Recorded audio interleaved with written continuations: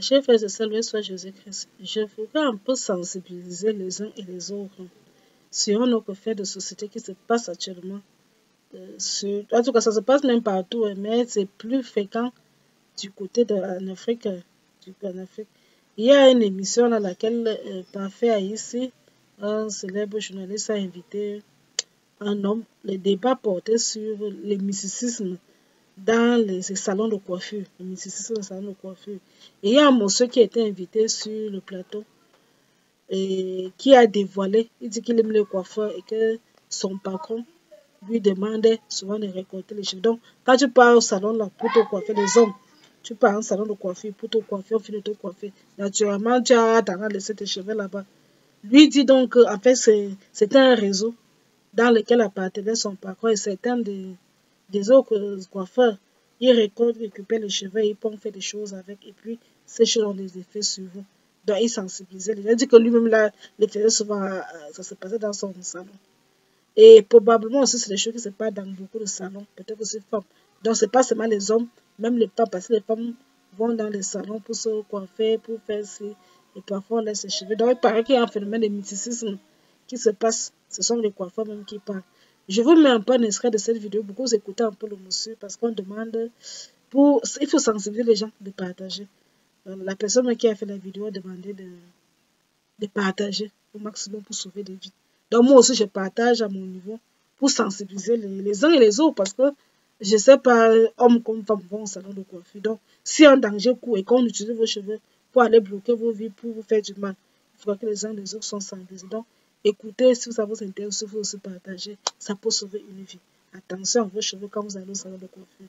Donc, je vais mettre juste la vidéo, vous-même regarder et tirer les conclusions qui s'imposent. Donc, soyons vigilants, le devoir est vraiment mauvais. Je vous laisse avec la vidéo en question. Très bientôt. Donc, après avoir regardé cette vidéo, c'est vraiment pour dire alerte, partagez au maximum, mais partagez au maximum, allez sensibiliser les uns et les autres. La santé n'a pas de prix.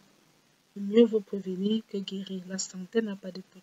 Mieux vaut prévenir que guérir. Il y a les gens qui se font des millions d'argent, mais parfois ne s'occupent pas de la santé. Et nous invitons aussi ceux qui produisent ce produit de revoir vraiment le produit. C'est pourquoi que parfois, c'est un jeu parfois qu'on aime. Et quand nous on découvre que ça crée des produits de santé, pensons aussi à nous, les consommateurs. Pensons aussi aux autres. Donc, dans tous les cas, chacun est libre de prendre la décision. Moi, je voulais juste sensibiliser, attirer l'attention des uns des autres qui y a un danger sur la santé, mise sur les pays, sur le Coca-Cola en canette, Coca-Cola chérie. Donc, c'est à très bientôt. Et que Dieu vous bénisse abondamment. De ce vendredi. Parfait, ici, aujourd'hui, c'est une dénonciation assez particulière. C'est un jeune garçon de 20 ans qui dénonce une situation qui lui semble floue. Et il m'a téléphoné ce matin, il m'a envoyé beaucoup d'éléments il n'y a pas très longtemps pour que j'en parle. Il est coiffeur de profession. Il travaille dans un salon de coiffure. Et, me dit-il, son patron et les 3 autres employés plus lui n'ont jamais eu de problème. Il est payé 60 000 et il n'a pas d'arriéré, il n'a rien. Pas de problème avec son patron. Mais il me dit sur les 3 derniers mois, il a observé une scène bizarre. C'est que son patron arrivait avant et il disait non, quand vous finissez de coiffer, ne jetez pas les cheveux n'importe où, hein, rangez dans un sac et puis moi je viendrai prendre pour partir avec. Vraiment, il ne faudrait pas que ça se retrouve partout.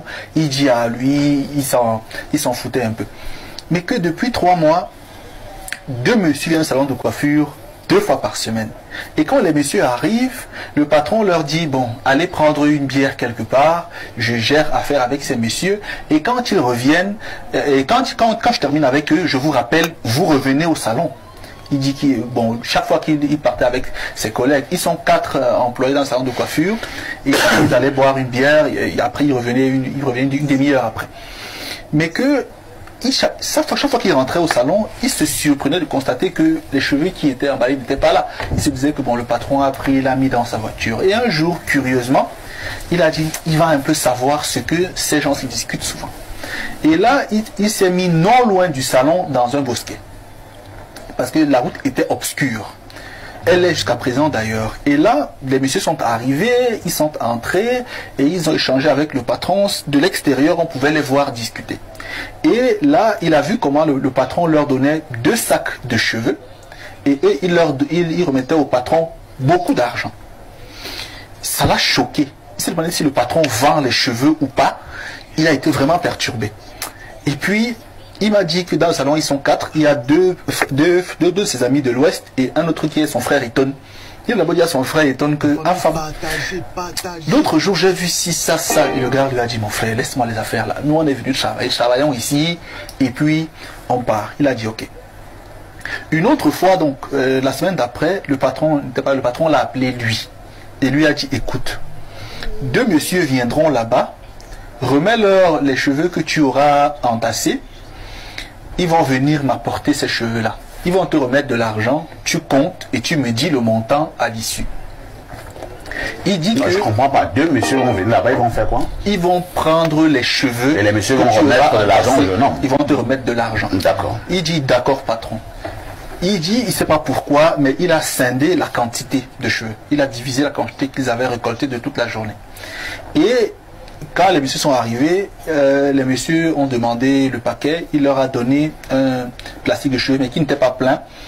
Et un monsieur a ouvert la plus petite taille et lui a dit non, on ne peut pas payer ce montant pour cette quantité. Il demande payer quoi?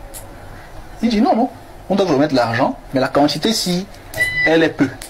Il dit non, il y a une autre quantité, hein. J'ai juste scindé pour que ça ne se verse pas. Il dit ok, apportez. Quand il apporte la seconde quantité, le monsieur dit voilà, ça correspond quand même au prix. Là, on lui a remis 3,5 millions.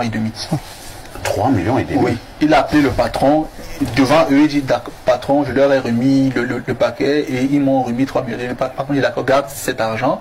Je ne serai pas là aujourd'hui, mais je viens demain, dors au salon avec l'argent. Je viens demain, je récupère.